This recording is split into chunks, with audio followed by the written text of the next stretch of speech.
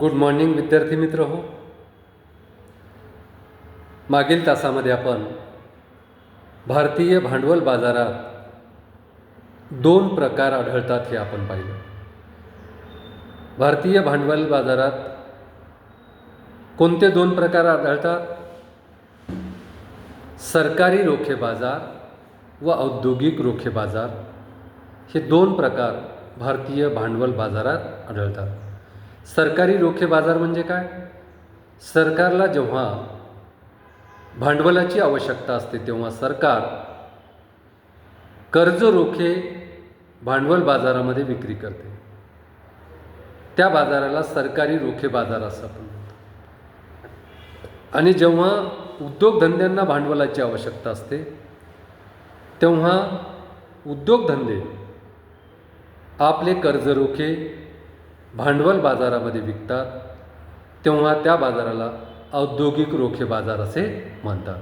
अशा प्रकारे भारतीय भांडवल बाजारात सरकारी रोखे बाजार व औद्योगिक रोखे बाजार असे दोन प्रकार आढळतात.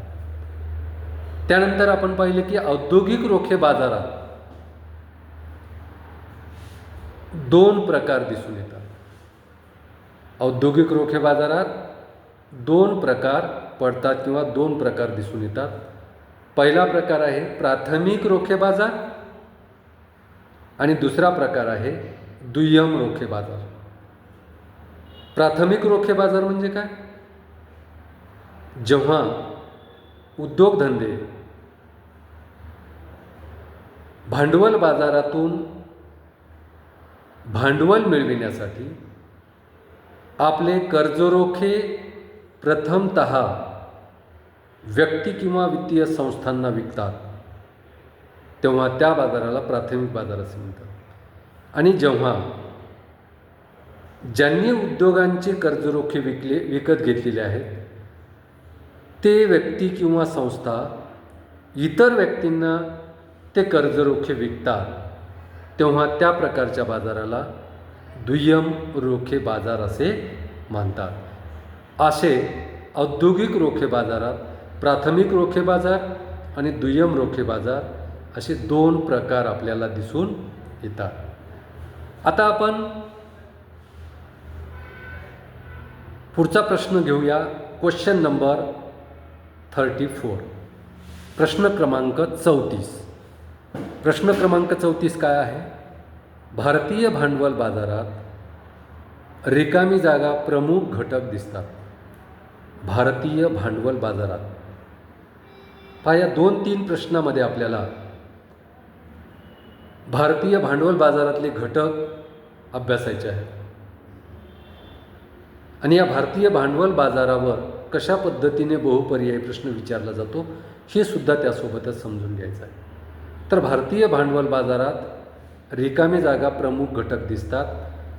पर्याय अ आहे 2, पर्याय ब आहे 3, पर्याय क आहे 4, पर्याय ड आहे 5. तर योग्य उत्तर आहे अ 2.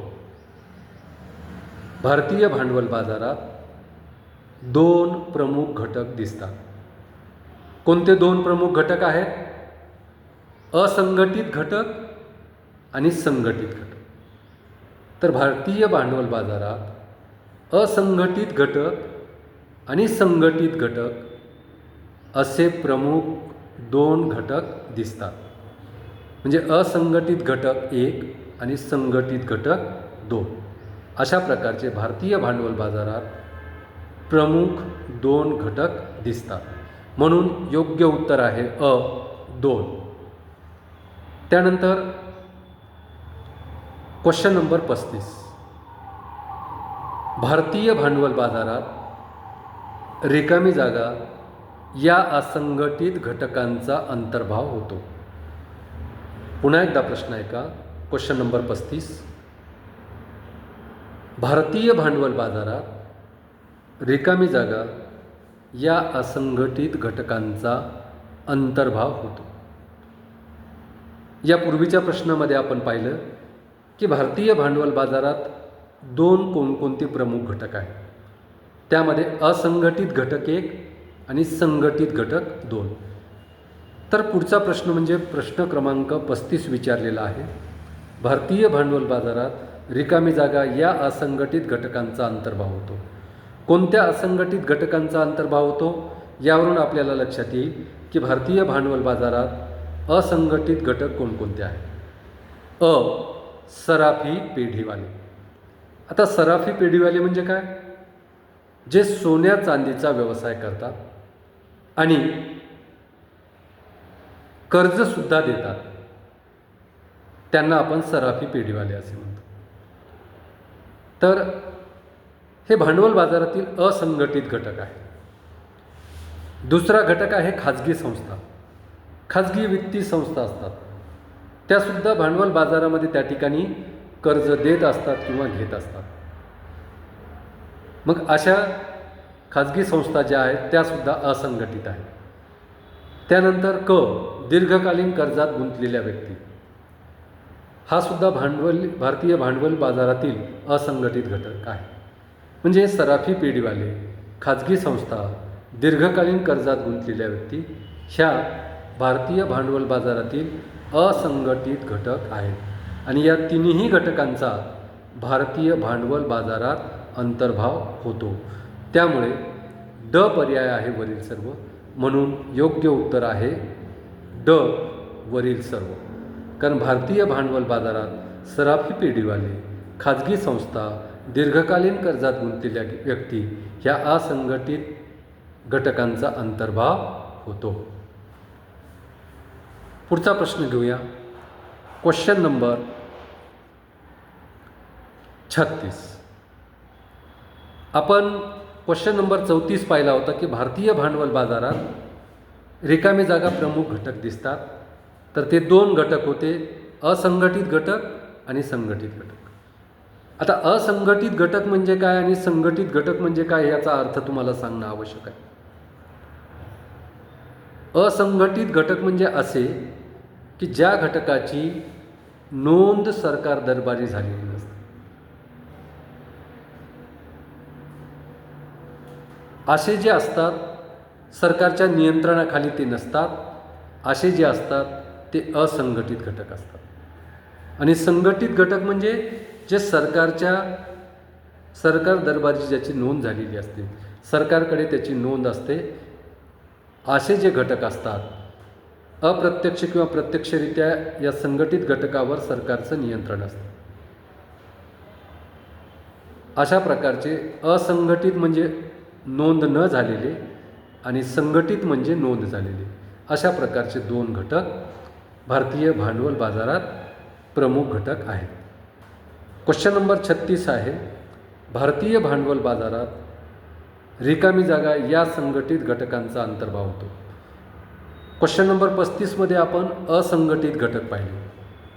क्वेश्चन नंबर 36मध्ये भारतीय भांडवल बाजारात रिकामी जागा या संघटित घटकांचा अंतर्भाव असतो. खालीलपैकी कोणत्या संघटित घटकांचा अंतर्भाव असतो? तो योग्य पर्याय आपल्याला निवडायचा आहे. पर्याय आहे रिझर्व्ह बँक. रिझर्व्ह बँक, भारताची रिझर्व्ह बँक ही संघटित घटक आहे भारतीय भांडवल बाजारात. म्हणून पर्याय बरोबर आहे, योग्य आहे. पर्याय आहे व्यापारी बँक. व्यापारी बँकासुद्धा या भारतीय भांडवल बाजारातील संघटित घटक आहेत, कारण यांचीसुद्धा नोंद असते. त्यानंतर वित्तीय संस्था, ज्या इतर वित्तीय संस्था असतात परंतु त्या वित्तीय संस्थांची नोंद झालेली असते, अशा वित्तीय संस्था ह्या भारतीय भांडवल बाजारात संघटित घटक म्हणून कार्य करतात.